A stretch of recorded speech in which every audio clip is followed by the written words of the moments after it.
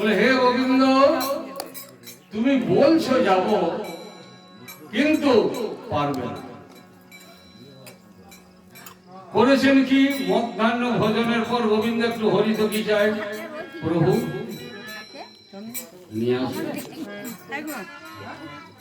মাধুপুরি নিয়ে মাধুপুরি করে একটা হরিত কি পেয়েছিল, অর্ধেকটা রাখি, কাল তোকে চাই, অর্ধেকটা ফুটে বেঁধে নিয়ে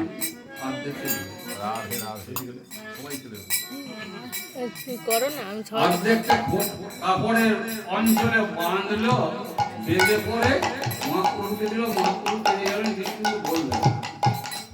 সেদিন চলে গেল। পরের দিন যথারীতি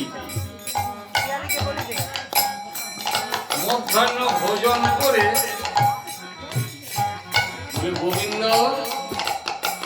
একটু আমার মুখশুদ্ধির প্রয়োজন। হ্যাঁ, নিশ্চয়ই নিশ্চয়ই।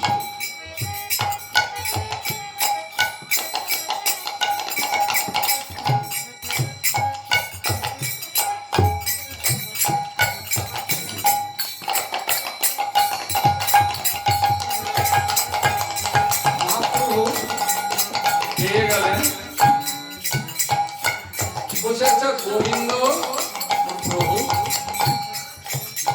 তোমায় একটা কথা বলবো। বলে হ্যাঁ প্রভু বলুন।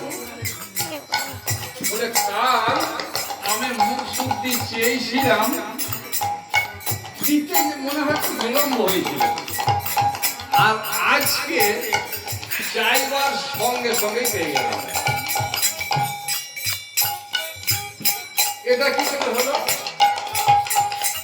প্রভু, কালকে হরিতুকি যে পেয়েছিলাম না, একটা গোটা পেয়েছিলাম, অর্ধেকটা বেঁধে রেখেছিলাম। কি জন্য? আজকের জন্য। আর অর্ধেকটা দিয়েছিলাম। ও গোবিন্দ, তাহলে কালকে চিন্তাটা তুমি আজ করে রাখছো। বলে হ্যাঁ প্রভু, করেছিলাম, তাই দিলাম। বলে গোবিন্দ, এই জন্যই তোমায় বলেছিলাম তুমি আমার সঙ্গে পথ চলতে পারবে না।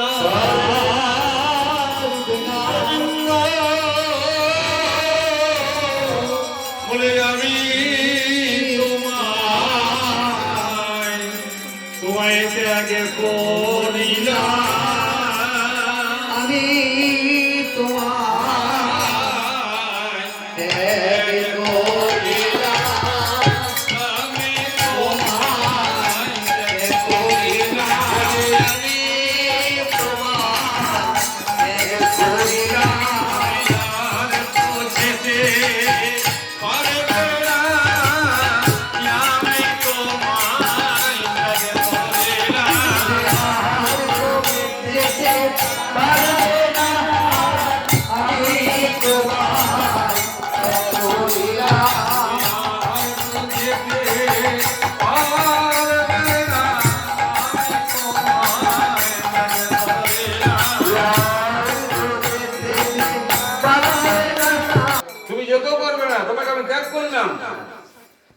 বলে প্রভু কেন? বলে কেন তুমি কালকের কথা ভাবলে? আমরা না সন্ন্যাসী, আমরা সর্বস্ব তো গোবিন্দ চরণ দিয়েছি, যা করবেন উনি করবেন, তো কালকের কথা তুমি কেন ভাববে? ওটা সংসারী জীব ভাববে যে কালকেরটা রেখে ওরা আজকের খরচ করবে। সন্ন্যাসীদের নয়, সন্ন্যাসীরা এক গাছতলায় একদিনে থাকবে, এক গাছতলায় 3 দিন থাকতে পারবে না, তুমি আমার সঙ্গে যেতে পারবে না।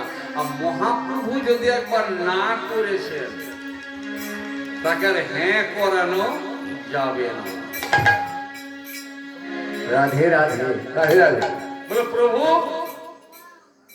আমিও বলছি যে আমি তো আমার জন্য সঞ্চয়টাই করি নাই, আমি তো আপনার জন্য। বলো আমার জন্য তুমি সঞ্চয় করবার কে হে? আমার জন্য তোমাকে আমি সঞ্চয়ের জন্য নিয়ে গেছি না, যাও।